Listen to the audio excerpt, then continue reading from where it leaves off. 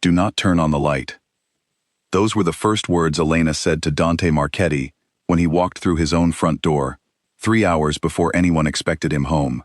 He had blood on his sleeve that was not his own, a torn jacket, and a driver waiting outside with the engine still running, in case he needed to leave again in a hurry. He had not called ahead, he never did. Coming home without warning was the only way he knew his house was still safe. But tonight, safe did not feel like the right word. The hallway was black, not dim, not shadowed, but completely black, as if every bulb in the house had been unscrewed on purpose. Dante stood in the doorway with his hand already moving toward the switch on the wall, the same switch he had touched 1,000 times without thinking, and a woman's voice stopped him cold. "Please," Elena said, stepping out from the darkness near the staircase. "Don't turn it on." "Not yet." Dante's hand froze in the air. He was a man who did not take orders inside his own home. He had built that home with money that came from fear, and everyone who worked for him, everyone who lived under his roof, understood that his word was the only one that mattered. Yet something in her voice was not asking for obedience. It was asking for trust, and trust was a currency Dante had almost none of left. "Who else is in this house?" he said quietly. It was not really a question. It was the beginning of an interrogation. "Just us," Elena said. "Just us, and something I need you to understand before you see it." He studied her outline in the dark.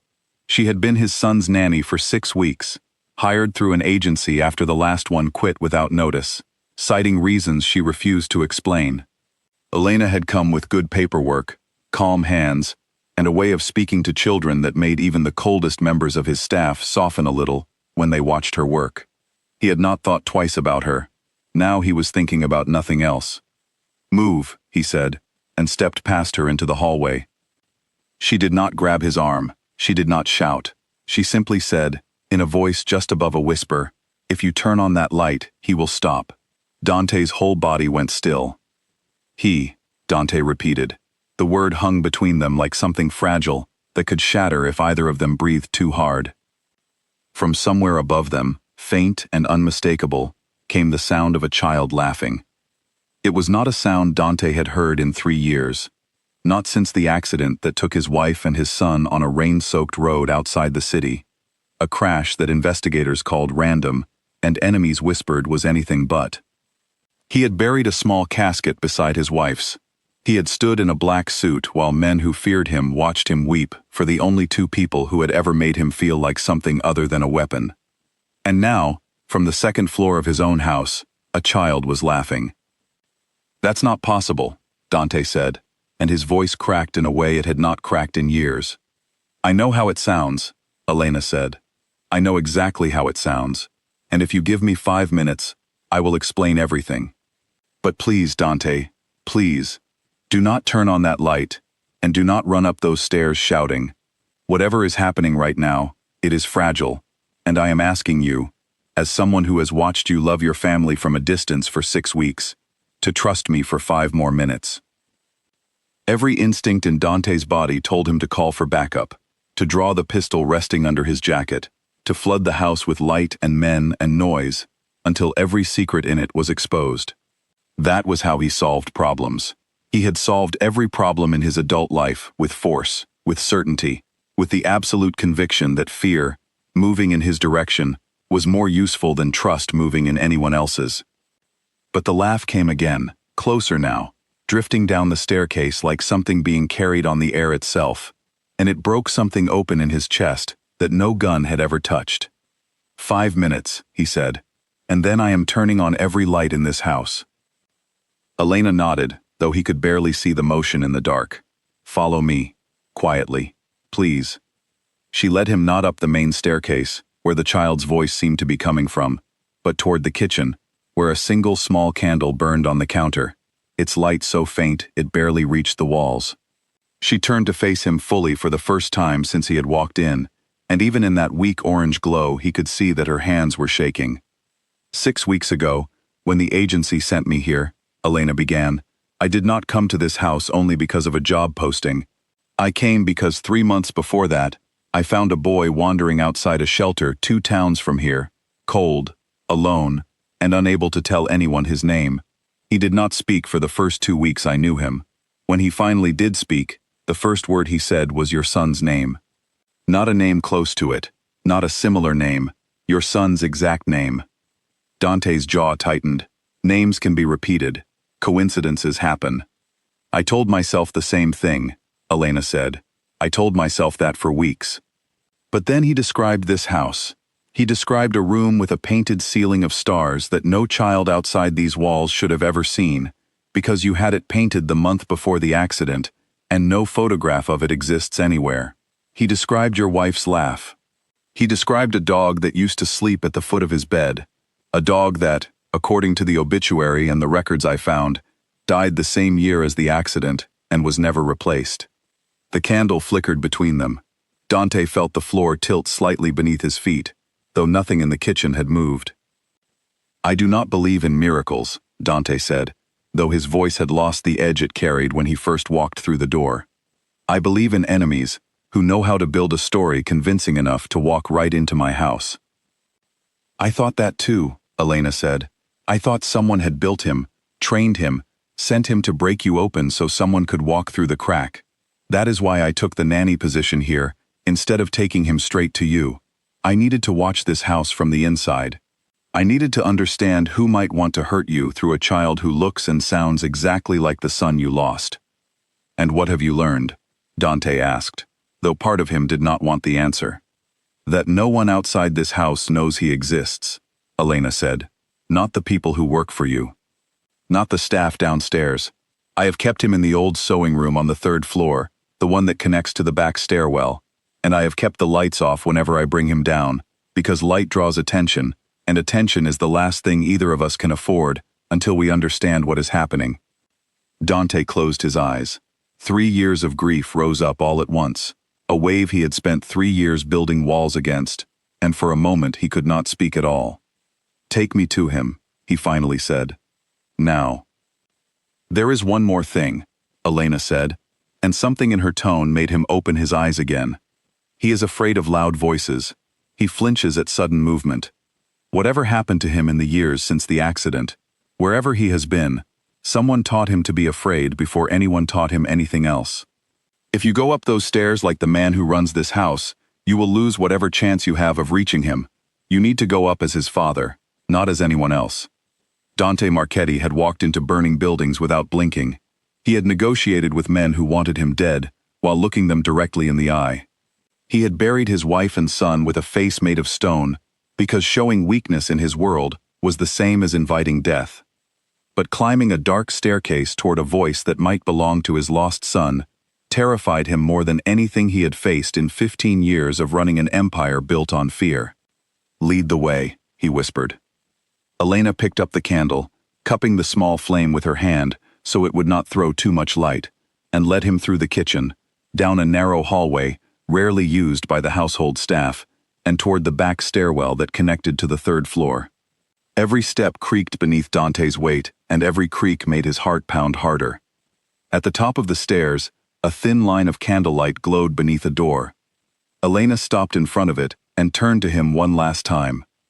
Whatever you feel in there, she said, let it be quiet. For him, she pushed the door open. Inside the small room, sitting cross-legged on a narrow bed with a stuffed rabbit worn thin from years of handling, was a boy who looked exactly, impossibly, unbearably like the son Dante had buried 3 years ago. He looked up when the door opened, his eyes catching the low candlelight, and for a long moment neither of them moved. Then the boy smiled, a small and uncertain smile, and said the word that broke Dante Marchetti completely open. Papa? Dante's knees nearly gave out beneath him. He gripped the doorframe, unable to speak, unable to breathe, staring at a face that should not exist, hearing a voice that should have been buried in the ground beside his wife's grave. Every rational part of his mind screamed that this was impossible, that grief could make a man see and hear things that were not real, that this was either the cruelest trick anyone had ever played on him, or a miracle too large for his mind to hold. It's really him, Elena whispered from behind him, her own voice thick with emotion. I've spent 6 weeks trying to be sure before I brought this to you, because I could not risk being wrong. I could not risk giving you this hope, only to have it taken away again. Dante stepped into the room slowly, the way a man approaches something he is afraid will vanish if he moves too fast. The boy watched him with wide, careful eyes, the same eyes Dante saw every night in his memories, and when Dante finally knelt down in front of the bed, his hands trembling, the boy reached out and touched his father's face, as if checking that he too was real. "You came home," the boy whispered. Somewhere below them, in the dark hallway of a house built on money soaked in violence, Dante Marchetti allowed himself, for the first time in 3 years, to cry without shame. But even as relief and disbelief flooded through him, a colder thought rose beneath the joy, sharp and unwelcome. If this boy had truly survived the crash that killed his mother, someone had kept that secret for 3 years. Someone had let Dante grieve a son who was still breathing. And whoever had done that had not acted out of kindness. Somewhere in the city, someone knew exactly where his son had been hidden all this time, and that person was still out there, still watching, still waiting to see what Dante would do, now that the truth had finally found its way home. Dante stayed on his knees beside the bed, long after the boy had drifted back to sleep, one small hand still curled around 2 of his fingers. He did not move to pull away. He barely dared to breathe, afraid that any sudden motion might undo whatever fragile magic had brought his son back into the world.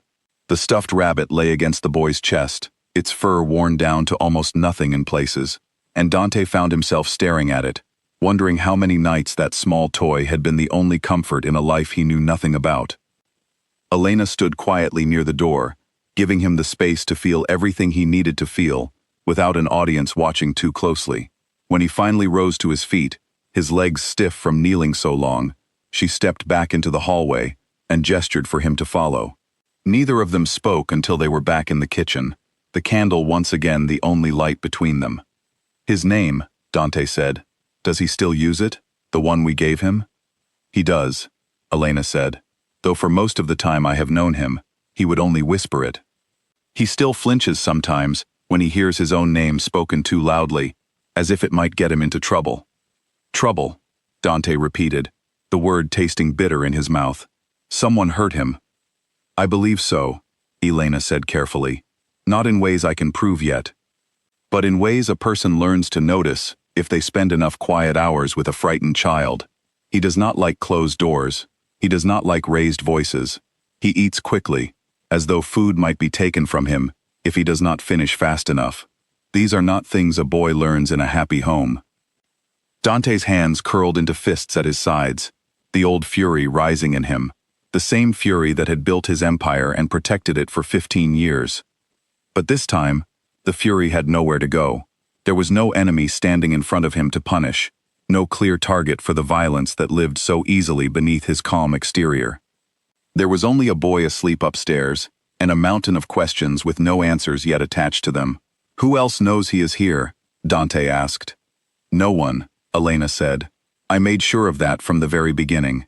I told the agency I needed extra hours for a private tutoring arrangement on the 3rd floor. I told the household staff that room was being used for storage and that they were not to enter without my permission.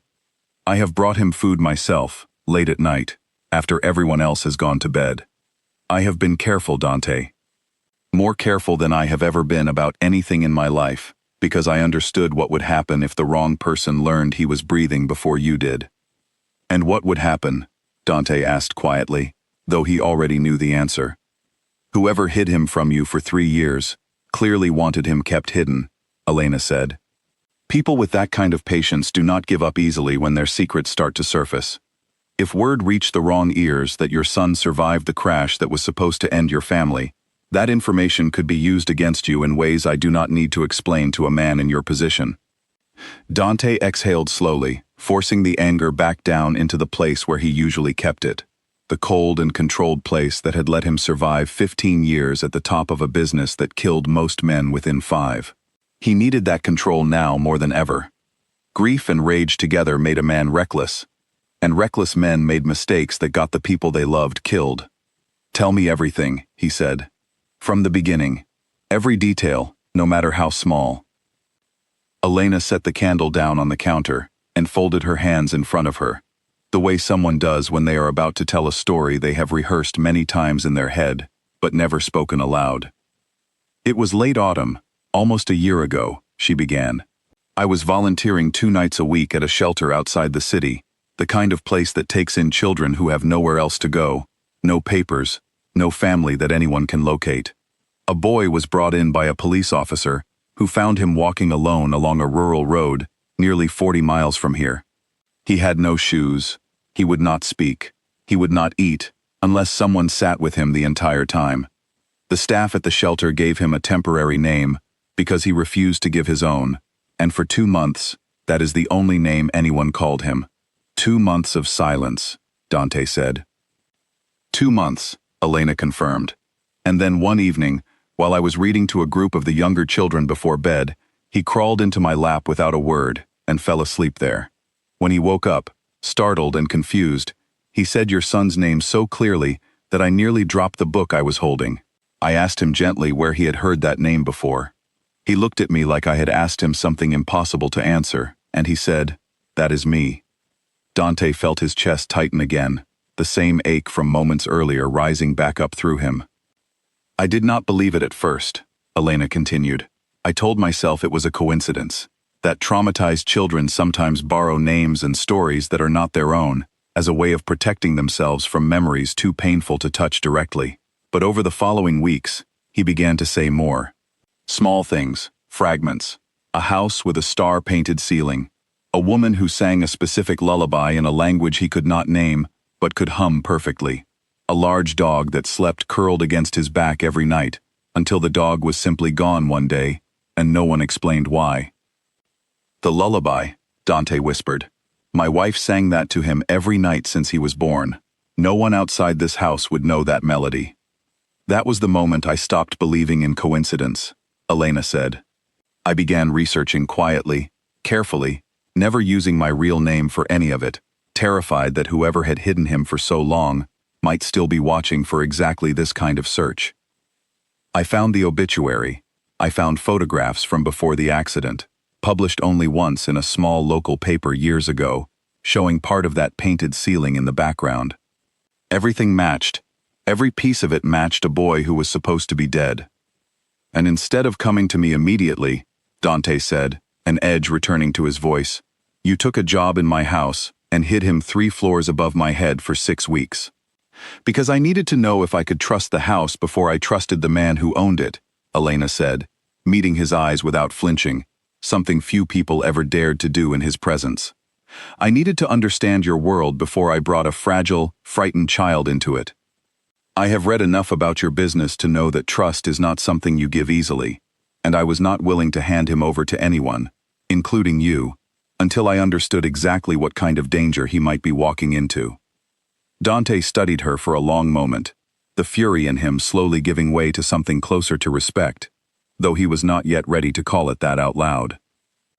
You risked everything, he said. If I had discovered a stranger's child hidden in my house without explanation, you understand what most men in my position would have assumed. You understand what most men in my position would have done. I understood the risk, Elena said simply. I decided he was worth it.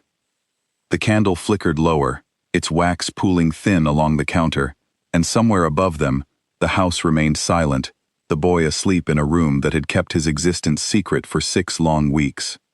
Dante looked toward the ceiling, toward the 3rd floor where his son breathed quietly in a narrow bed, and felt the full weight of everything that lay ahead of him settle across his shoulders. Someone had taken his son and let him believe the boy was dead. Someone had kept that secret through birthdays, through anniversaries, through every quiet moment of grief Dante had carried alone, and whoever that person was, would not simply disappear now that the truth had finally climbed the stairs and found its way home. Tomorrow, Dante said quietly, we begin finding out who did this. Tonight, I am simply going to sit outside his door and make sure nothing takes him from me again. Elena nodded, and for the first time since he had walked through his own dark front door, something close to peace settled over the house, fragile and uncertain, but real. A gunshot echoed from somewhere down the street, just after 2 in the morning, and Dante was on his feet, before the sound had even finished rolling through the night air, his body moving on instinct before his mind had caught up. He was outside his son's door within seconds, pistol drawn, every muscle in his body coiled and ready. But the sound had come from blocks away, unrelated, one of the 100 small violences that happened nightly in a city that never fully slept. Still, his heart did not slow for several long minutes, and when he finally lowered the weapon, his hands were shaking. He had not slept at all. He had spent the entire night sitting in a chair dragged from the hallway, positioned directly outside the door of the small third-floor room, listening to his son's steady breathing through the thin wood, terrified that closing his eyes even for a moment might allow whatever had taken this child once before to take him again.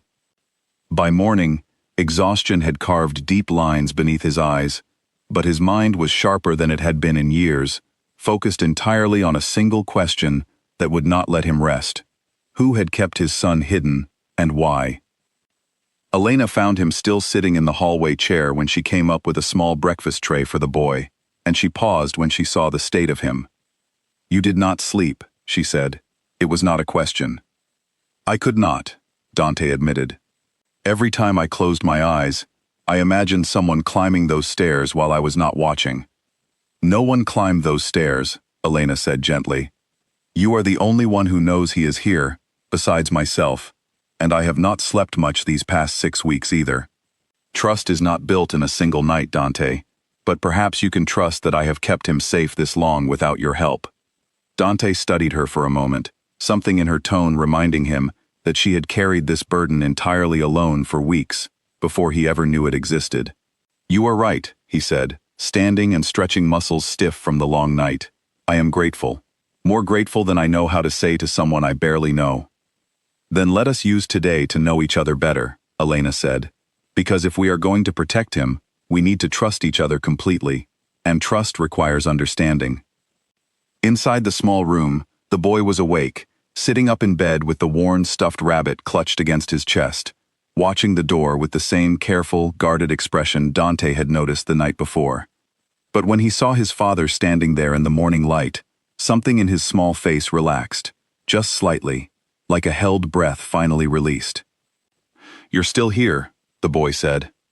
"I am not going anywhere," Dante said, crossing the room and sitting carefully on the edge of the bed, moving slowly the way Elena had taught him the night before, giving the boy every chance to signal if the closeness felt like too much. "Not now, not ever again." The boy studied him for a long moment, and then, tentatively, he set the stuffed rabbit down and reached both arms toward his father.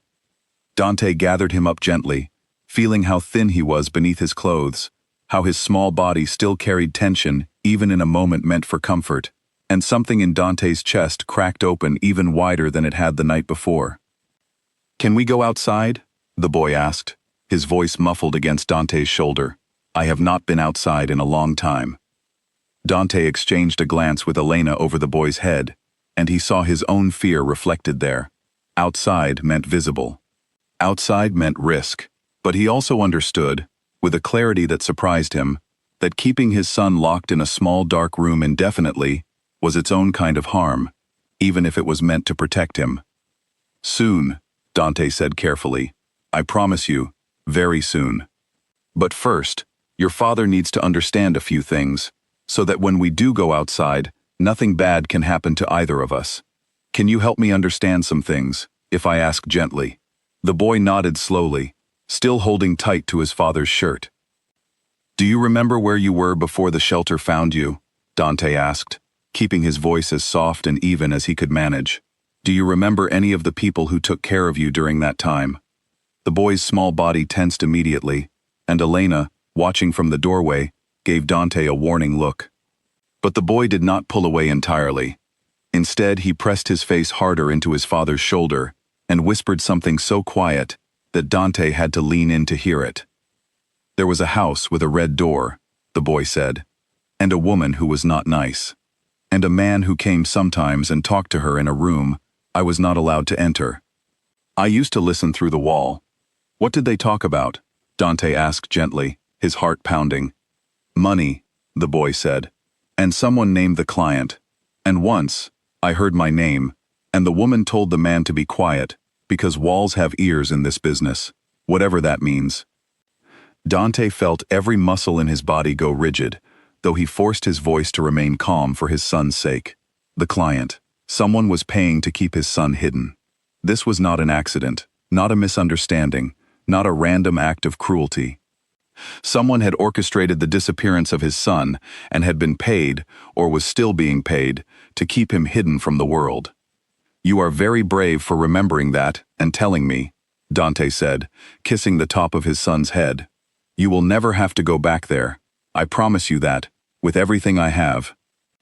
After Elena took the boy downstairs for a bath and a change of clothes, careful to keep him away from windows and away from any staff member who might ask questions, Dante remained alone in the small room, his mind working through the pieces of information like a puzzle laid out across a table.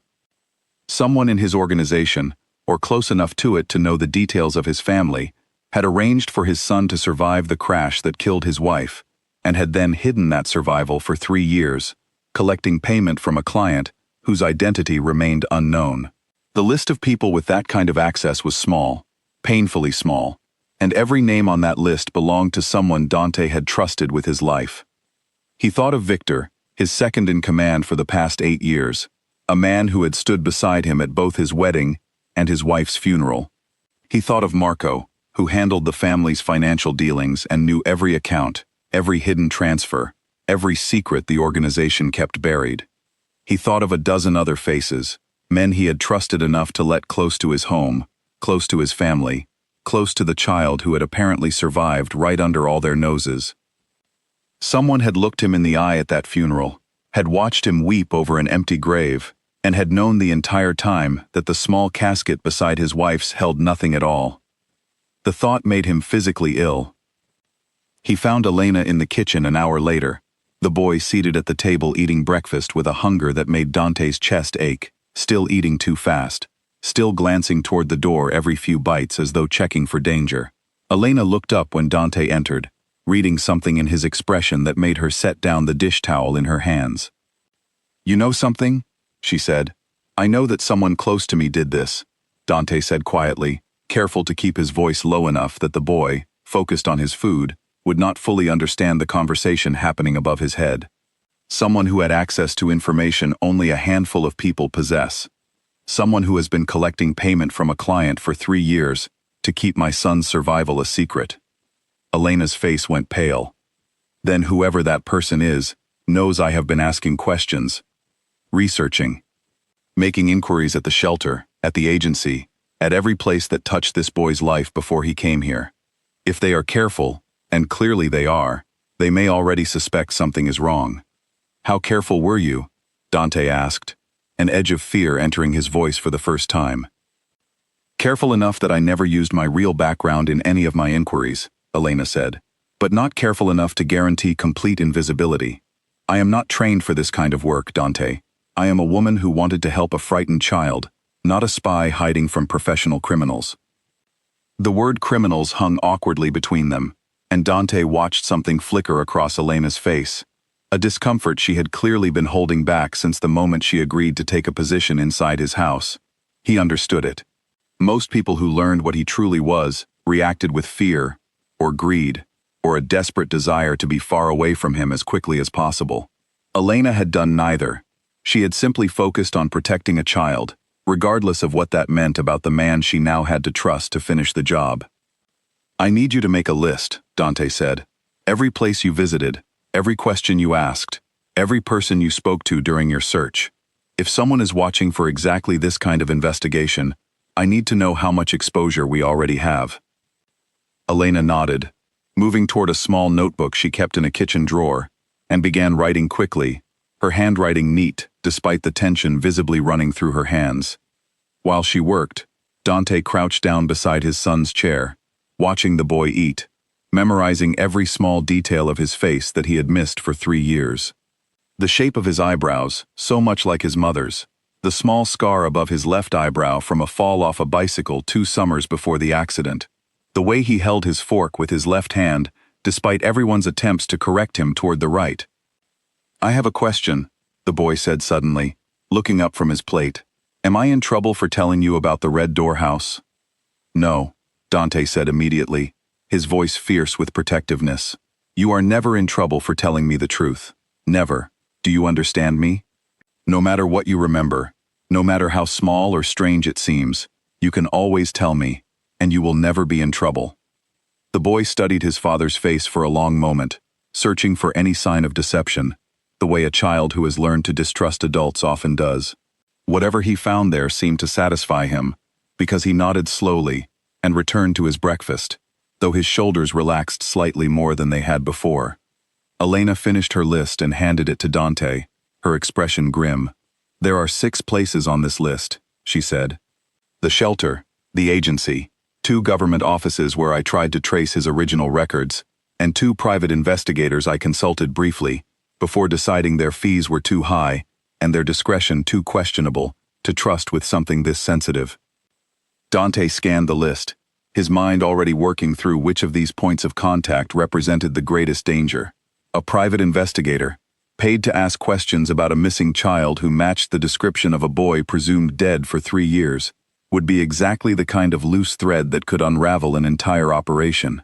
If either investigator had reported that inquiry to the wrong person, even unknowingly, the countdown on his son's safety might already be well underway. "We need to move him somewhere safer than this house," Dante said. "Tonight, if possible. This location has been compromised the moment word gets out, even if it has not happened yet." "Where?" Elena asked. "I have a property outside the city," Dante said, "under a name that connects to nothing and no one.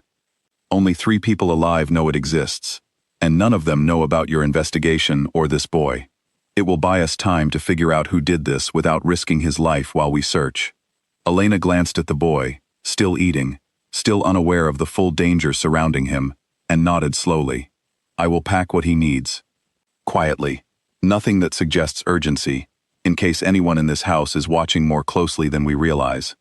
Dante rose to his feet, feeling the familiar cold clarity settle over him, the same focus that had carried him through 15 years of dangerous decisions. But this time the stakes were different.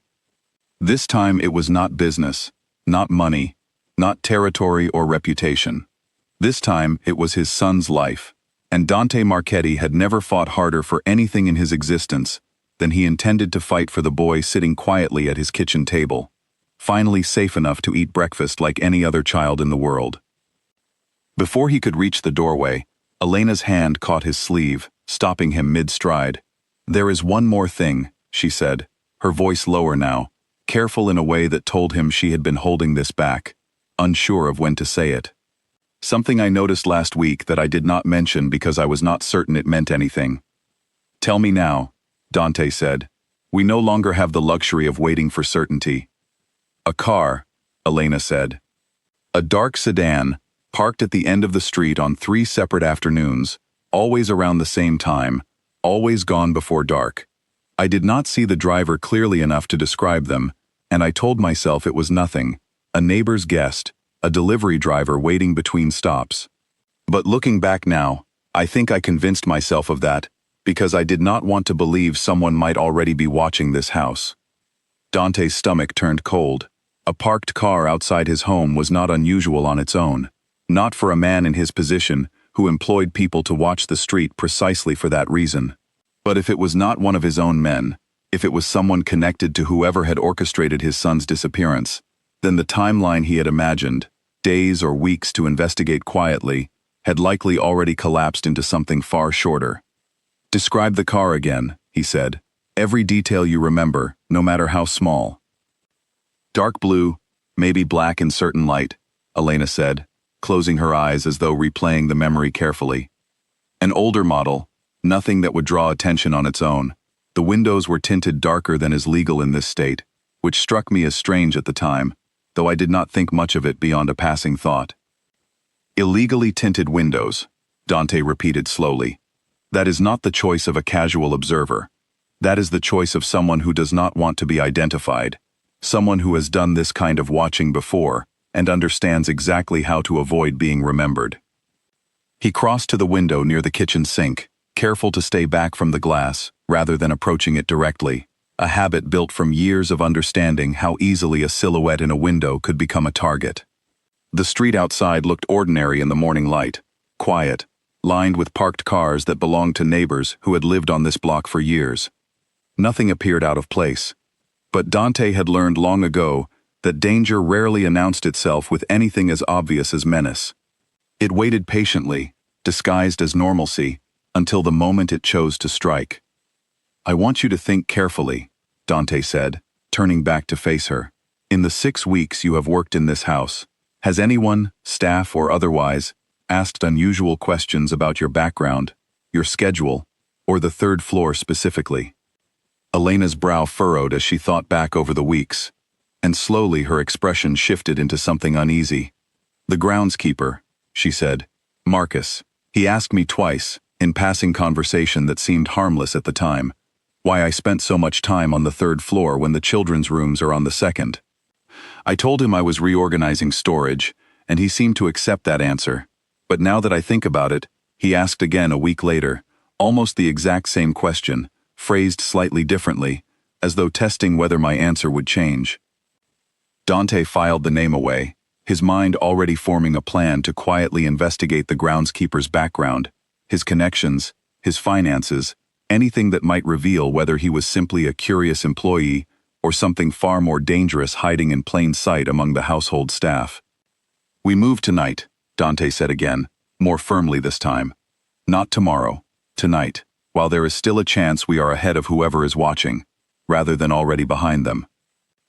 Elena nodded, already turning toward the stairs to begin quietly gathering what the boy would need, moving with the careful urgency of someone who understood exactly how much was at stake and refused to let fear slow her hands. Dante watched her go, grateful beyond words for a stranger who had risked everything for a child that was not even her own, and then turned his attention back to the boy still seated at the kitchen table, finishing the last bites of his breakfast, with no understanding of the danger circling closer to the walls that were supposed to keep him safe. As he turned to leave the kitchen and begin arranging the safe house transfer, his phone buzzed once in his pocket, a single message, from a number he did not recognize, containing only 4 words that turned his blood to ice. "I know he's alive." The phone screen glowed in Dante's hand, 4 words burning into his vision like a brand. "I know he's alive." No name, no number he recognized, no demand, no threat spelled out in plain language, just a simple statement designed to let him know that whoever sent it held power over the one thing in this world that mattered more to him than his own life. He did not show the message to Elena immediately. Instead, he stood frozen in the kitchen doorway, his mind racing through every possible sender, every enemy who might have learned the truth, every ally who might have decided the truth was worth more as leverage than as loyalty. The list of suspects had just grown shorter and more terrifying in the same breath, because whoever sent this message either had eyes inside his house right now, or had a source close enough to know something that only 3 people alive were supposed to know. "Dante," Elena said from the stairway, noticing the stillness in his posture, the way his knuckles had gone white around the phone in his hand. "What is it?"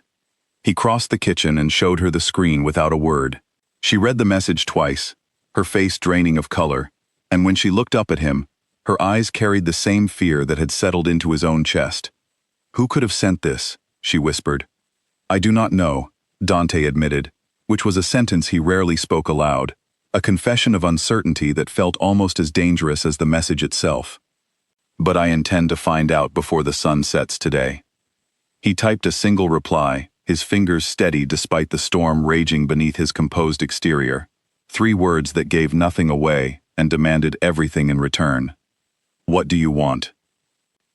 The response came almost instantly, as though the sender had been sitting with the phone in hand, waiting for exactly this reply. "Meet me alone, the old dock warehouse, tonight, midnight. Come without your men, or you will never see him breathe again." Dante's stomach twisted violently. A meeting demanded alone, at a location he knew well, one of dozens of properties his organization had used over the years for business too sensitive for public spaces.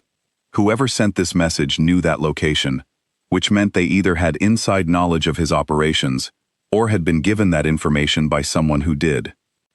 "You cannot go alone," Elena said immediately, reading the exchange over his shoulder. "This could be a trap. This could be exactly the kind of setup that ends with both you and him gone. If I bring men, they will know," Dante said. and they have already proven they are watching closely enough to know things they should not know. I cannot risk calling their bluff if there is even a small chance they are telling the truth about hurting him if I disobey. Then let me come with you, Elena said. Not into the meeting itself, but close enough to help if something goes wrong. Dante studied her for a long moment, weighing the offer against every instinct that told him to keep this danger as far from her as possible. She had already risked so much for a child that was not her own, and now she was offering to walk into potential violence for a man she had known only 6 weeks. Why? He asked simply. Why continue risking yourself this deeply for people who are not your family? Elena's expression softened, though the fear did not leave her eyes entirely. Because somewhere along these 6 weeks, watching that boy learn to trust again, watching him laugh for the first time without flinching afterward, he stopped feeling like someone else's family and started feeling like mine too. I cannot explain it better than that. I only know that I am not willing to walk away now, not when the danger is greatest and the stakes are highest. Something shifted in Dante's chest, a warmth he had not allowed himself to feel toward anyone since his wife's death, tangled together with the terror of the coming night and the fury still simmering beneath his careful composure. He did not have time to examine that feeling closely, not with midnight approaching and a threat hanging over his son's life, but he filed it away nonetheless, a truth he would need to face eventually. The rest of the afternoon passed in tense preparation. Dante moved the boy to the safe house ahead of schedule, driving the winding back roads himself, rather than trusting a driver he could no longer be certain was loyal. Elena seated in the back beside the boy, keeping him calm with quiet stories and gentle reassurance, despite her own racing heart. The property sat isolated at the end of a long gravel drive, surrounded by trees that Dante had deliberately left unmanaged over the years, specifically to obscure sightlines from the road.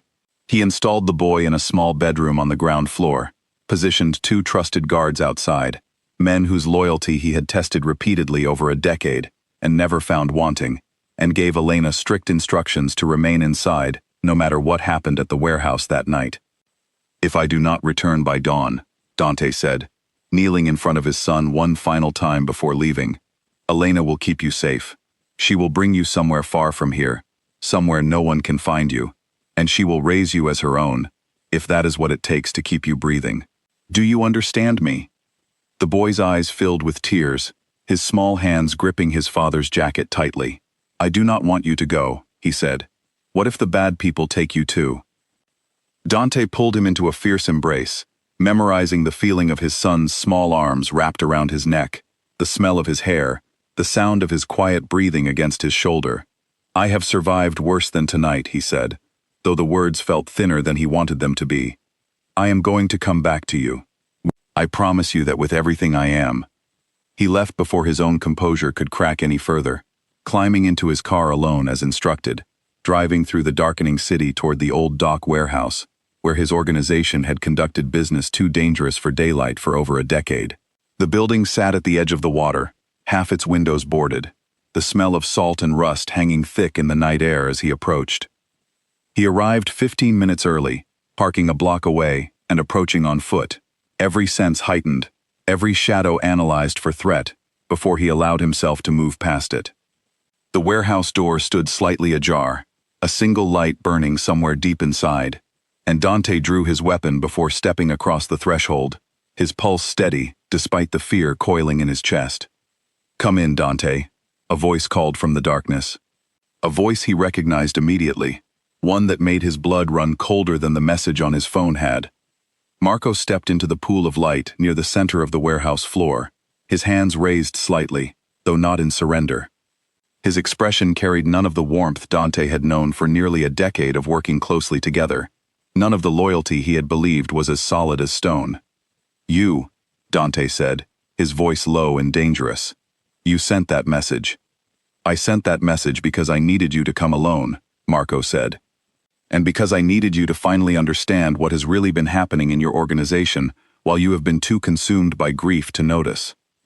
"Where is my son?" Dante demanded, taking a step forward, his weapon still raised. "Safe," Marco said. "Safer than he has been in 3 years, actually, though I doubt you will believe that once I explain everything." "Sit down, Dante. This conversation is long overdue, and you are going to want to hear all of it before you decide whether to shoot me where I stand." Dante did not lower his weapon, but he did not fire either, some instinct telling him that the truth waiting inside this warehouse was more valuable in that moment than immediate vengeance. "Talk," he said, "and you had better make every word worth the restraint I am currently showing you." Marco's jaw tightened, and for the first time in the years Dante had known him, something like genuine emotion crossed his face, a mixture of guilt and desperation that Dante had never seen from the calm, calculating man who handled his organization's finances with cold precision. "3 years ago, the night of the accident," Marco began, "I was the one who received the call from the hospital before you did. I was the one who arrived first, before the police reports were finalized, before anyone else in your organization knew what had happened. And I was the one who discovered that your son had survived the crash, thrown clear of the vehicle before the worst of the impact, found unconscious in the brush along the roadside by a passing driver who called it in separately from the main accident." Dante's grip on the weapon tightened until his knuckles ached.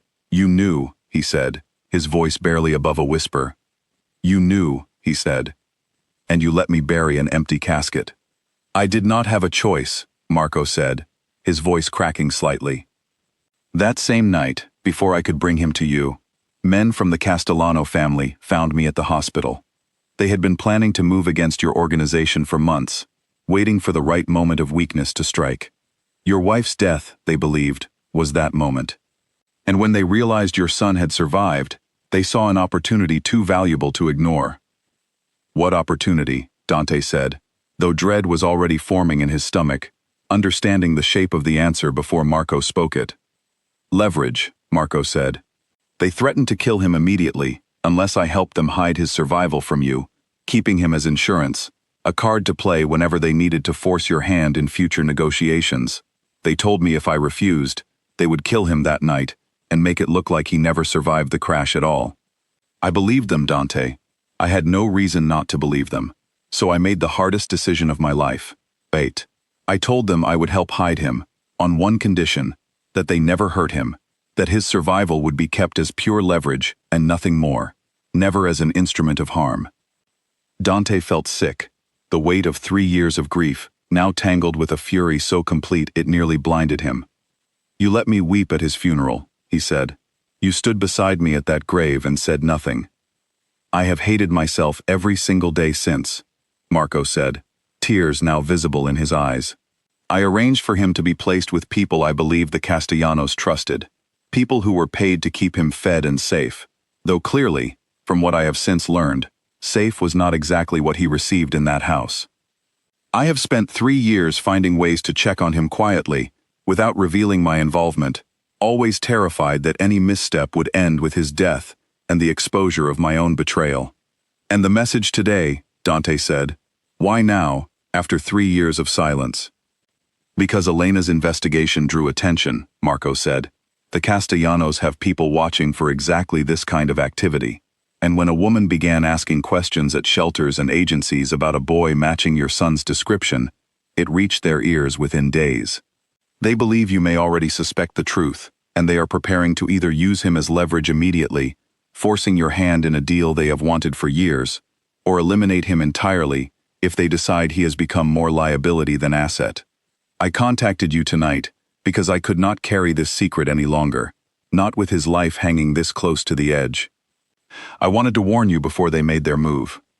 Dante lowered his weapon slowly, though the fury in his chest had not diminished, only shifted into something colder, more focused, more dangerous than the impulsive rage he usually fought to control. "You betrayed me," he said. "For 3 years, you looked me in the eye while carrying this secret." "I did," Marco said, not flinching from the accusation, "and I will accept whatever judgment you decide is deserved, once he is safe. But right now, tonight, the Castellanos are planning to move within the next 2 days. I heard it discussed directly. If you do not act first, they will take him from wherever you have hidden him, and this time, I do not believe I will be able to protect him at all." The warehouse fell silent, except for the distant sound of water lapping against the dock outside, and Dante Marchetti stood in the dim light, processing a betrayal 3 years in the making, understanding now that the true danger to his son had never truly ended the night of the accident. It had only been waiting, patient and calculating, for the exact moment it now intended to strike. "Tell me everything you know about their plan," Dante said, his voice flat and controlled now, the fury pushed down into a place where he could use it, rather than be consumed by it. "Every detail. Names, locations, timing.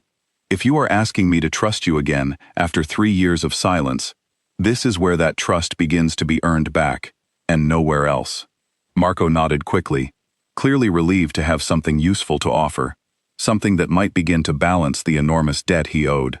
"The plan involves a man named Salvatore, one of the Castellano family's enforcers, someone I have dealt with directly over the past 3 years, regarding payments for the boy's care. 2 days ago, Salvatore told me the family had decided the situation had grown too unstable to continue as it was. Either they move him to a more secure location under their direct control, cutting me out of the arrangement entirely, or they eliminate the risk altogether if they believe you already know the truth."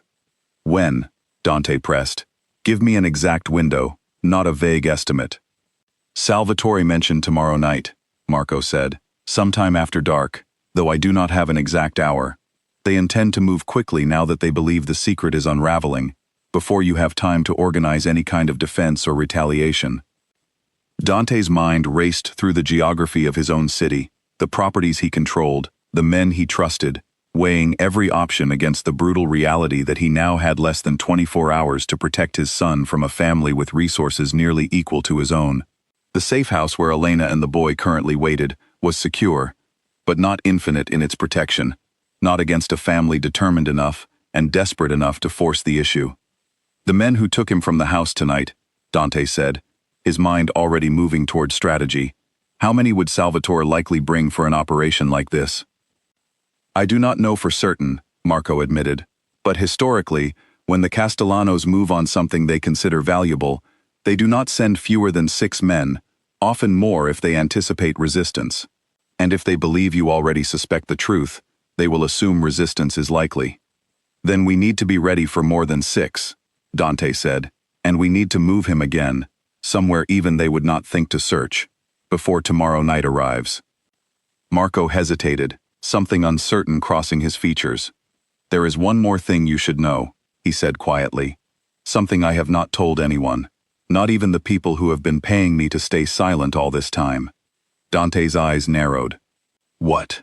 "The house with the red door," Marco said. "The one your son mentioned to Elena. I know exactly where it is, because I visited it myself several times over the past 3 years, to confirm he was still alive and reasonably cared for. If the Castellanos are planning to consolidate control over him, that location may become relevant again, either as a place they retreat to if things go wrong, or as leverage they use to prove they still hold power over anyone connected to his care." "Give me the address," Dante said. "Everything you know about who lives there, who guards it, how many entrances and exits the building has." Marco reached into his jacket slowly, careful not to make any sudden movement that might be misread as a threat, and withdrew a small folded paper, clearly prepared in advance, as though some part of him had known this confession would eventually demand proof to accompany it.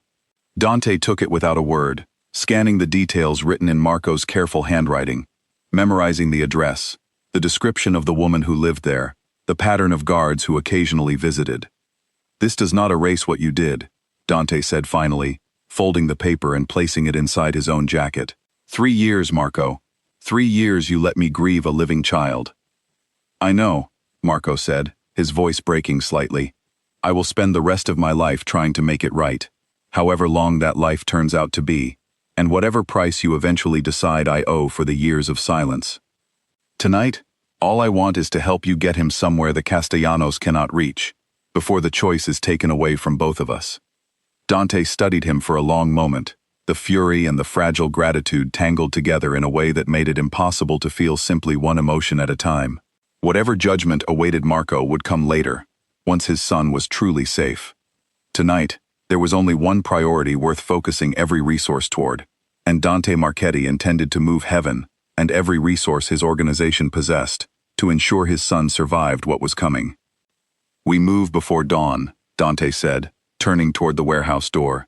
"And this time, Marco, You are going to help me build a defense strong enough that no one, not the Castellanos, not anyone else hiding secrets in the shadows of my own house, will ever be able to threaten him again.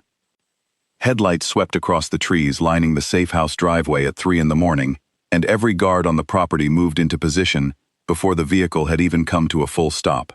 Elena, who had not slept since Dante left for the warehouse, was at the window instantly, her heart pounding, until she recognized his silhouette stepping out of the car, and felt relief flood through her so completely her knees nearly buckled. She met him at the door before he could knock, searching his face for any sign of injury, any sign that the meeting had gone wrong in ways she had spent the entire night imagining. "You're alive," she breathed. Barely holding together, Dante admitted, stepping inside and closing the door firmly behind him. "But alive. We do not have much time, Elena. I need you to wake him gently and prepare him to move again. Everything has changed tonight, and not in ways that give us the luxury of rest." He explained everything as quickly as the situation demanded, watching Elena's face shift from confusion to horror as the full scope of Marco's betrayal and the Castellano family's plan unfolded before her. When he finished, she was silent for a long moment, processing the weight of what he had just told her. 3 years, she finally said, echoing the same disbelief that had gripped Dante in the warehouse. Marco knew for 3 years and said nothing. "He claims he had no choice," Dante said, "that the alternative was watching them kill our son immediately, rather than use him as leverage. I do not know yet whether I believe that excuse fully, or whether it simply became easier for him to accept the arrangement the longer it continued. What I do know is that we have less than a day before the Castellanos attempt to take him, and I intend to make certain that attempt fails completely." Elena's jaw tightened with resolve. "Then tell me what you need from me." Over the following hours, the safe house transformed from a place of quiet hiding into a fortress of careful preparation. Dante called in additional men, ones he trusted completely, positioning them at every entrance to the property, arming the perimeter with technology that would alert them to any approach long before an enemy could reach the house itself. He studied the address Marco had given him for the house with the red door, cross-referencing it against maps of the surrounding area, identifying every possible route the Castellanos might use to approach either location. The boy woke to find his father already dressed, already moving with the focused intensity of a man preparing for war, and though Dante tried to keep his fear hidden, children are rarely as blind to danger as adults hope them to be. "Are the bad people coming?" the boy asked quietly, watching Elena pack a small bag of his belongings with hands that shook despite her efforts to appear calm.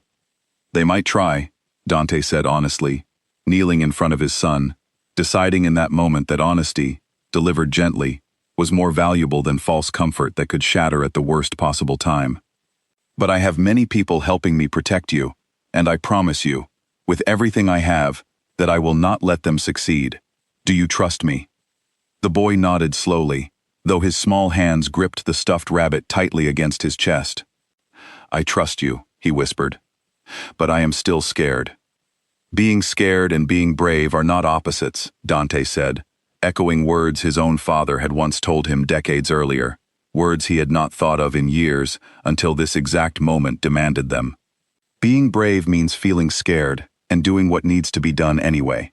You have already been braver than most grown men I know, simply by surviving everything you have survived and still finding a way to trust people again." By late afternoon, the safe house was as prepared as Dante could make it in the limited time available, but a restless uncertainty gnawed at him, a sense that fortifying a single location was not enough against an enemy with the resources and patience the Castellanos had already demonstrated over 3 years of careful, silent planning. He returned to the address Marco had provided, the house with the red door, accompanied by 2 of his most trusted men, determined to eliminate any remaining foothold the Castellanos might use to reach his son.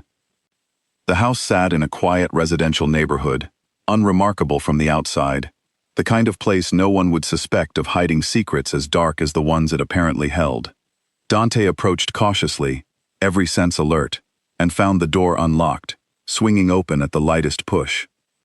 Inside, the house was empty, not simply unoccupied, but deliberately abandoned. Drawers left open, closets emptied, Every trace of the woman who had lived there for 3 years, erased as though she had vanished into the air itself. They moved her, Dante said grimly, standing in the center of the empty living room. They knew we might come here, and they cleared this location before we could use it against them. Or she ran, one of his men suggested. If she has been caring for the boy under threat for 3 years, perhaps she saw an opportunity to disappear before either side came looking for her. Dante moved through the house methodically, searching for any clue that might reveal where the family had relocated their operation, and in a small back bedroom, clearly the room where his son had been kept, he found something that stopped him cold.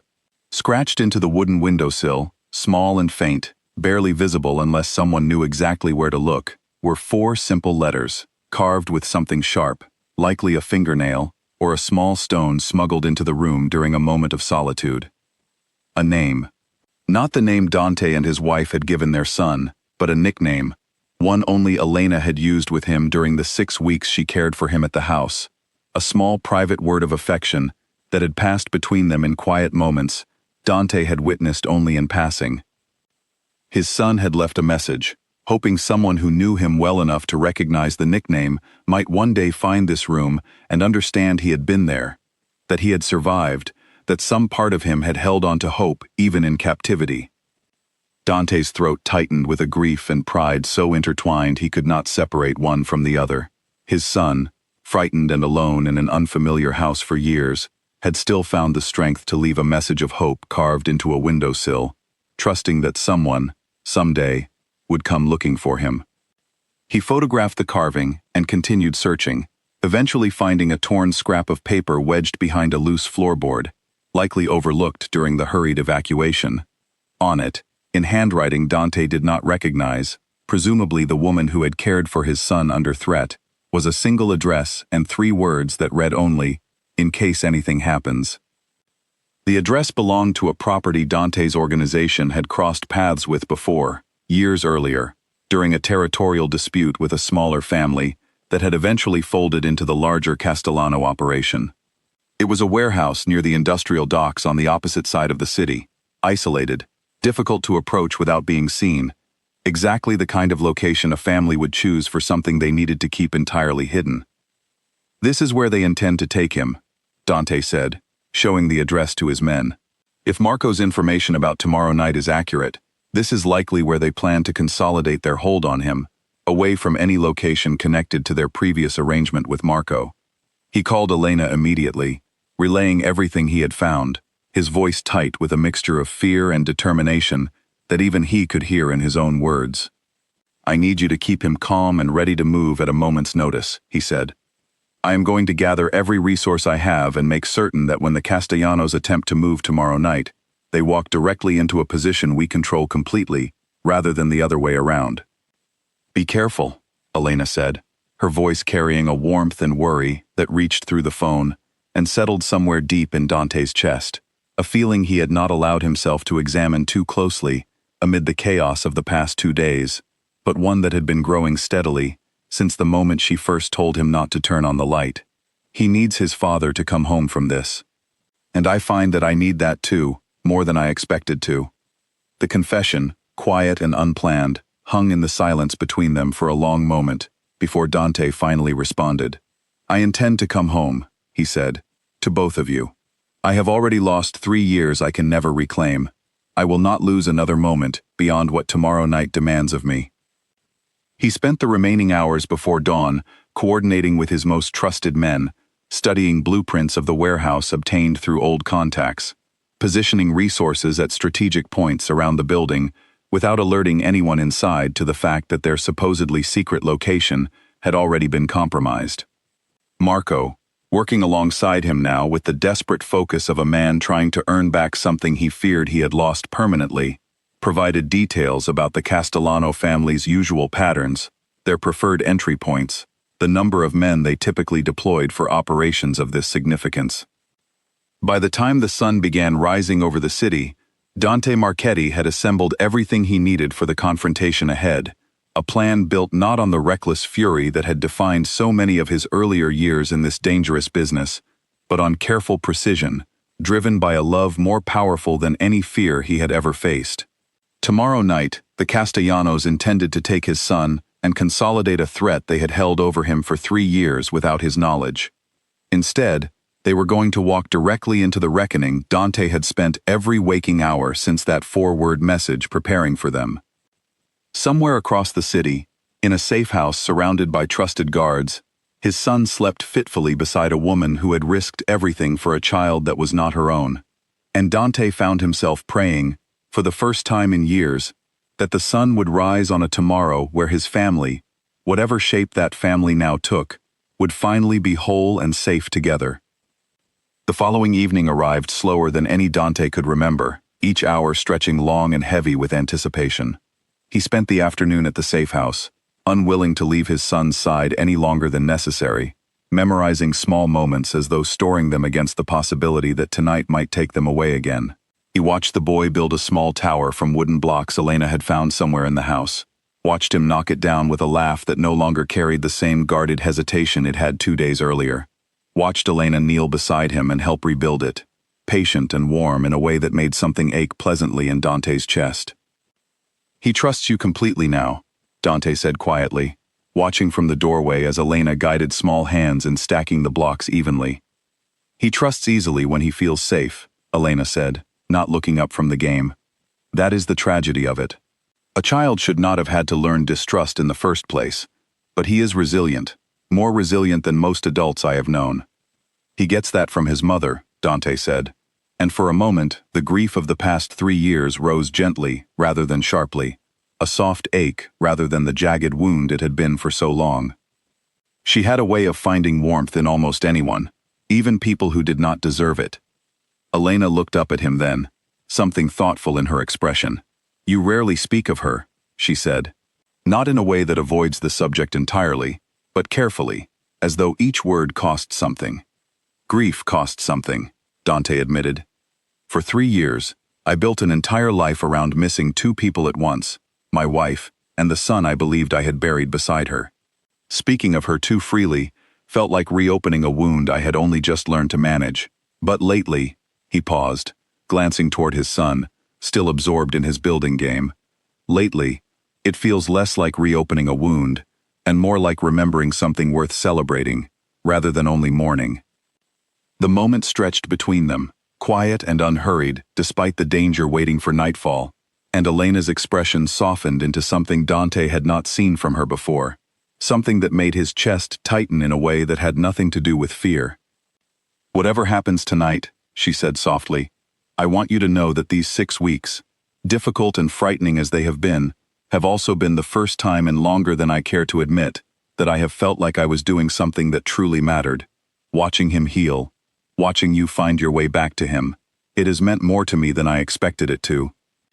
"It has meant everything to me," Dante said simply, and for a brief moment, standing in a safe house hallway with danger approaching from every direction, the world narrowed down to just the 2 of them, understanding something unspoken passing between them that neither was ready to name aloud, not yet, not with so much uncertainty still hanging over the coming hours.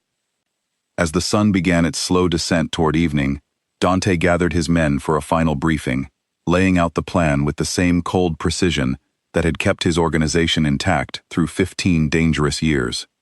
Marco stood at the edge of the group, still working to prove the sincerity of his repentance, providing details about the warehouse layout that Dante cross-checked against his own sources, refusing to rely on a single account alone, given everything that had already been hidden from him.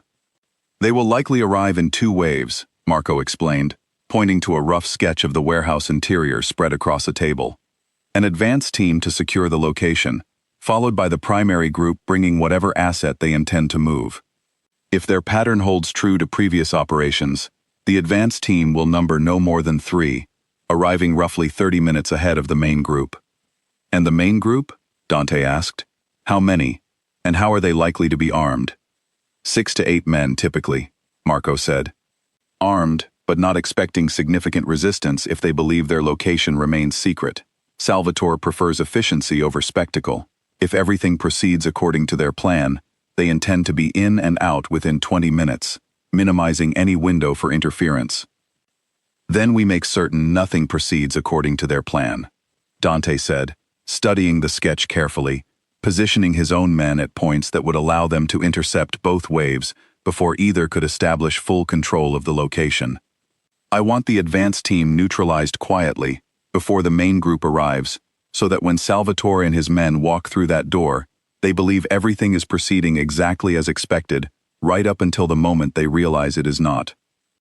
The plan took shape over the following hour, each detail refined and tested against every scenario Dante's men could imagine, from the straightforward possibility of a direct confrontation to the more complicated risk of the Castellanos bringing additional forces beyond what their usual pattern suggested.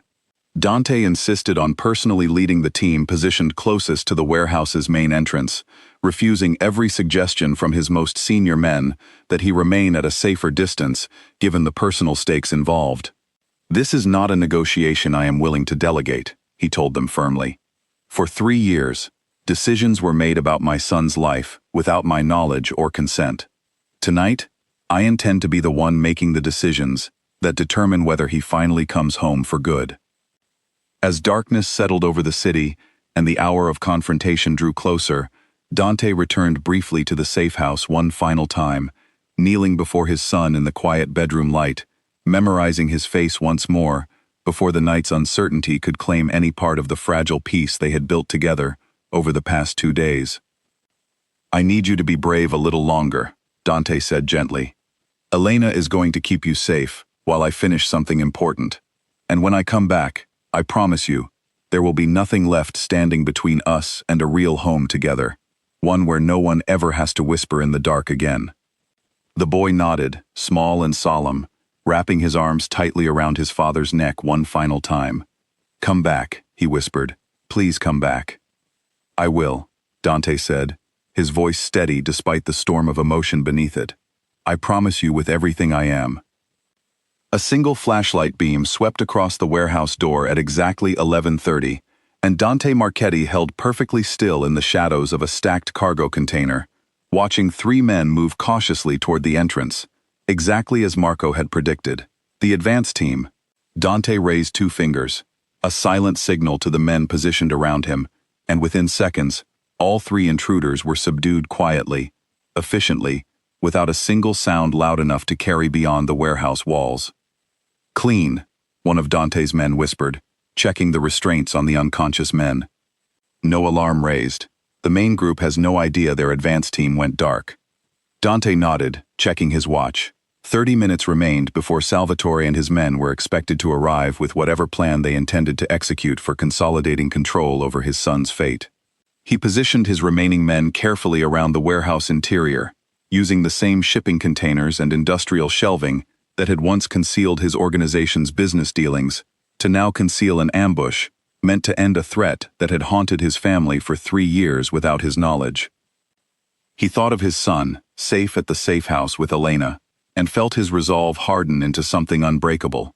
Whatever happened in the next 30 minutes would determine whether that safety became permanent or whether the shadow hanging over his family continued indefinitely. There was no version of tonight where Dante allowed the second outcome. At precisely midnight, headlights swept across the warehouse's loading dock, and Dante watched from his concealed position as 2 vehicles pulled to a stop outside. 7 men emerged, moving with the confident ease of people who believed their location remained completely secret, weapons visible but not raised, clearly expecting no resistance from whatever they assumed awaited them inside. Salvatore led the group, a broad-shouldered man with a calm, businesslike demeanor that made him somehow more unsettling than an obviously violent presence would have been. He pushed through the warehouse door first, scanning the interior with practiced eyes that found nothing immediately alarming in the dim lighting Dante had deliberately left unchanged from its usual state. "Where is our contact?" Salvatore called out, his voice echoing slightly against the metal walls. "The advance team should have secured this location 20 minutes ago." Silence answered him, and something in his posture shifted. A predator's instinct, sensing danger before his eyes, could confirm it. "This is a trap," one of his men said, already reaching for his weapon. "Put it down," Dante said, stepping out from behind the shipping container with his own weapon raised, flanked immediately by 4 of his most trusted men, all of them emerging from concealed positions around the warehouse perimeter. weapons trained on Salvatore's group, before a single one of them could react effectively. All of you. Now. Salvatore's expression flickered with genuine surprise, quickly masked beneath the calm control that had clearly served him well throughout his career. Marchetti, he said. I should have known Marco's loyalty would eventually crack under enough pressure. You kept my son from me for 3 years, Dante said, his voice carrying a cold fury that made even Salvatore's composed men shift uneasily. You let me bury an empty casket while you used him as a bargaining chip against my organization. Tonight, that arrangement ends permanently. You misunderstand the situation, Salvatore said carefully, his eyes calculating the odds even as his men slowly lowered their weapons under the overwhelming show of force surrounding them. The boy has been valuable leverage precisely because he has been kept safe. Harming him was never part of any plan, not while he remained useful. Kill me here, and you eliminate the one person capable of guaranteeing my family's continued restraint. There will be no more leverage, Dante said. No more threats hanging over my family's safety. Tonight, you are going to walk away from this warehouse and deliver a message to whoever leads your family now. My son is no longer a bargaining chip. He is protected, permanently, by every resource I possess, and any attempt to threaten him again will be met with a response that makes tonight look merciful by comparison. Salvatore studied him for a long moment, weighing his options with the calculating mind of someone who had survived within dangerous organizations for decades. And if my family decides the risk of retaliation is worth the value he still represents, he said finally, then you will discover exactly how far I am willing to go to protect what remains of my family, Dante said. I have already lost 3 years I can never reclaim. I have nothing left to lose by making certain you understand precisely what continued interest in my son will cost your entire operation. The warehouse fell into tense silence, the standoff stretching long enough that Dante's men shifted their weight slightly, ready for the confrontation to turn violent at any moment. But Salvatore, ever the pragmatist, finally lowered his own weapon completely, gesturing for his men to do the same. This was never meant to become a war, Salvatore said. My family valued the boy as insurance, not as a cause worth dying for. If you are prepared to guarantee mutual restraint moving forward, I am prepared to deliver that message and recommend we consider this matter closed. You will leave this city's affairs alone permanently, Dante said. No further interest in my family, my organization, or anyone connected to either. In exchange, tonight ends without further bloodshed, and I will not pursue retaliation for the past 3 years, difficult as that restraint will be for me to maintain. Salvatore nodded slowly, understanding the offer for the significant concession it represented, given everything Dante had discovered about his family's role in the deception. I will deliver that message clearly, he said. You have my word, for whatever that is worth to a man in your position. It is worth exactly as much as your family's next move proves it to be, Dante said. Now leave, and should our paths cross again under different circumstances, understand that tonight's restraint will not repeat itself. Salvatore and his men retreated to their vehicles without further confrontation, and Dante watched from the warehouse doorway as the headlights disappeared into the night, the immediate threat finally, truly extinguished after 3 years of hidden danger. His men began securing the 3 unconscious members of the advance team, preparing to release them separately, with the same message delivered to their leader, ensuring the entire Castellano operation understood clearly that further interest in Dante's family would carry consequences too severe to risk. Before leaving the warehouse, Dante gathered his men for a brief final debrief, ensuring every detail of the confrontation was documented carefully, every promise extracted from Salvatore recorded precisely in case the Castellanos later attempted to claim a different version of the agreement had been reached. Marco stood at the edge of the group, quieter than usual, watching Dante with an expression that carried equal parts relief and lingering guilt. You did not have to help tonight, Dante said, approaching him once the other men had begun dispersing to release the restrained advance team according to plan. After 3 years of silence, you could have simply disappeared, rather than face what tonight might have cost you. I thought about it, Marco admitted honestly, more than once, in the hours before I sent that first message. But I have spent 3 years watching you grieve a son who was still breathing. knowing I held the power to end that grief, and choosing silence instead, because I told myself it was the only way to keep him alive. Tonight was the first chance I have had to make a choice that served him rather than served my own survival.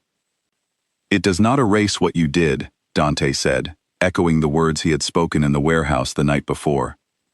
I know, Marco said. I do not expect it to. I only hope that over time, through actions rather than explanations, I can become someone worth trusting again, even if that trust never fully returns to what it once was. Dante studied him for a long moment, the anger still present but tempered now by an understanding of the impossible position Marco had been placed in 3 years earlier, threatened with a child's death, and forced into a choice no one should ever have to make. Prove it, Dante said finally, not with words, with years, if that is what it takes. I am not offering forgiveness tonight, Marco. I am offering you the chance to begin earning it. Marco nodded, something like hope flickering across his tired features for the first time in longer than Dante could remember seeing from him. That is more than I expected, he said quietly, and more than I deserve. But I will take it, and I will not waste the chance you are giving me. With that unfinished conversation hanging between them, a wound still healing rather than fully closed, Dante finally turned toward his car, eager beyond words to return to the safe house where his family waited. The immediate danger finally extinguished, after 3 long years of hidden threat. Dante drove back to the safe house through empty pre-dawn streets, exhaustion settling into every muscle now that the adrenaline of confrontation had finally begun to fade, replaced by something he had not felt in 3 years, a fragile but undeniable sense of safety finally within reach. When he arrived, Elena met him at the door, her face etched with hours of worry that dissolved instantly into relief when she saw him standing there, unharmed, the tension finally gone from his shoulders. It's over, Dante said simply, and Elena stepped forward without hesitation, wrapping her arms around him in an embrace that carried more warmth and relief than words could have expressed. He held her tightly, feeling the exhaustion of the past 3 days finally begin to release its grip on his body, replaced by something that felt remarkably close to peace. He's asleep, Elena whispered against his shoulder. He fought sleep for hours, insisting he needed to wait up for you, but exhaustion finally won. Dante pulled back gently, studying her face in the dim porch light, and found himself unable to look away from the warmth reflected there. Warmth that had somehow grown steadily over these frightening days into something he was no longer willing to pretend he did not feel. Elena, he said quietly, these past few days, you did not simply protect my son. You gave me back a piece of myself I believed I had lost permanently the night of that accident. I do not know how to properly thank someone for something that significant. You do not need to thank me, Elena said softly. Watching you find your way back to him, watching him learn to trust and laugh and feel safe again, that has been its own reward, more meaningful than any thanks could express.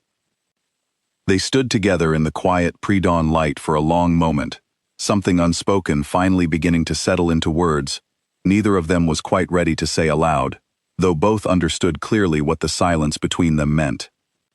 Inside, Dante found his son curled beneath a blanket, the worn stuffed rabbit tucked against his chest, his small face peaceful in a way that made every dangerous moment of the past 3 days feel entirely worth the risk. He knelt beside the bed, brushing a strand of hair from his son's forehead, and the boy stirred slightly, opening his eyes just enough to focus on his father's face. You came back, the boy whispered sleepily. I told you I would, Dante said, his voice thick with emotion, and I am never leaving again. Not like before. From now on, wherever you are, that is where I will be too. The boy smiled, the same small, uncertain smile from that first night in the dark, though now it carried none of the fear that had shadowed it before, only pure and simple joy. Can we turn on the lights now? He asked. All of them. I want to see everything. Dante laughed, a genuine sound that surprised even himself after so many years of careful restraint, and reached over to switch on the small lamp beside the bed, filling the room with warm golden light. We can turn on every light in the house, he said. There is nothing left in the darkness for us to fear anymore. In the weeks that followed, Dante Marchetti began the slow process of rebuilding a life around his son's return, gradually stepping back from the more dangerous aspects of his organization, delegating responsibilities to trusted lieutenants, while he focused on something he had nearly forgotten how to prioritize, simply being present for the family he had thought he lost forever. Marco, though never fully forgiven, was given the chance to prove his loyalty through years of careful service, a debt he approached with the quiet dedication of a man determined to earn back what his silence had cost him. Elena remained, no longer simply as a nanny, but as something far more permanent in both their lives, her patience and warmth becoming the foundation upon which father and son slowly rebuilt the trust and joy that 3 years of separation had stolen from them. The house that had once stood dark and silent, hiding secrets in every shadowed corner, gradually filled with light again, laughter echoing through hallways that had known too much silence for far too long.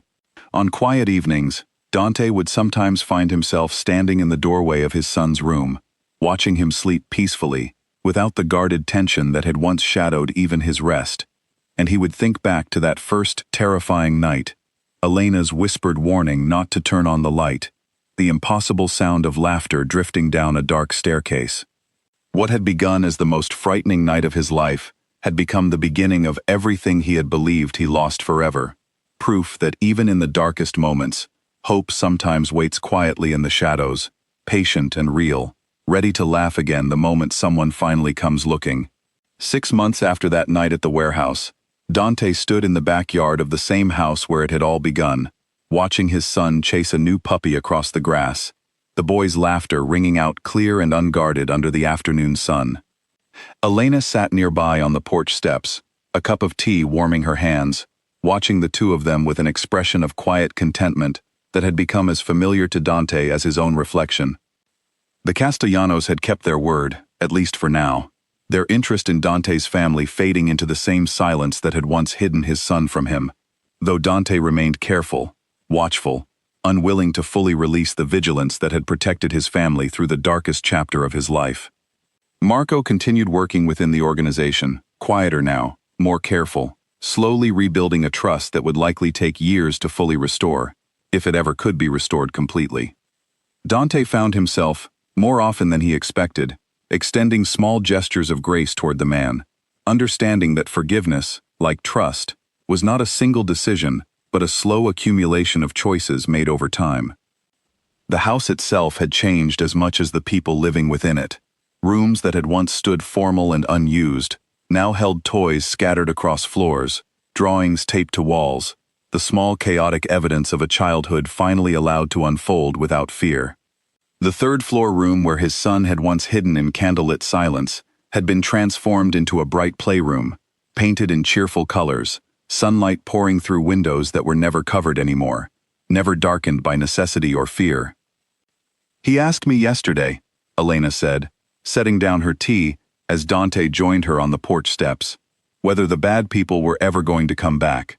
"I told him no, that his father had made certain of that, and that he never needed to be afraid of the dark again." "And did he believe you?" Dante asked, settling beside her, watching his son roll happily in the grass with the puppy now attempting to lick his face. "I think he is beginning to," Elena said, slowly. "Some fears take longer to release than others, especially fears learned as deeply as his were. But every day he seems a little lighter, a little more willing to simply be a child again, rather than someone constantly watching for danger." Dante reached over and took her hand, an easy and natural gesture that had become part of the quiet rhythm of their days together over the past months. No longer uncertain or unspoken but simply true, acknowledged openly between them without hesitation. "We built this," he said quietly. "Both of us. Together. Whatever this house has become, whatever peace exists within these walls now, it exists because you refused to look away from a frightened child 3 years ago, and because you refused to abandon either of us when the danger grew worse rather than better." "We built it together," Elena corrected gently, squeezing his hand. "I could not have protected him alone, and you could not have found your way back to trusting the world again, without someone standing beside you through it. This family, whatever shape it has taken, belongs to all 3 of us equally." Dante watched his son stand up from the grass, brushing dirt from his knees, and turn toward the porch with a wide, unguarded smile, the puppy bounding along beside him. "Papa, look," the boy called out, holding up a small yellow flower he had picked from along the fence line. "I found this for you." Dante rose and crossed the yard to meet him, kneeling down to accept the small offering with the same reverence he might have shown a treasure worth more than anything his empire had ever earned him. "It's beautiful," he said, meaning far more than the simple flower in his hand. "Thank you." The boy beamed up at him, sunlight catching in his eyes, and for a moment, Dante allowed himself simply to exist within that ordinary, precious moment.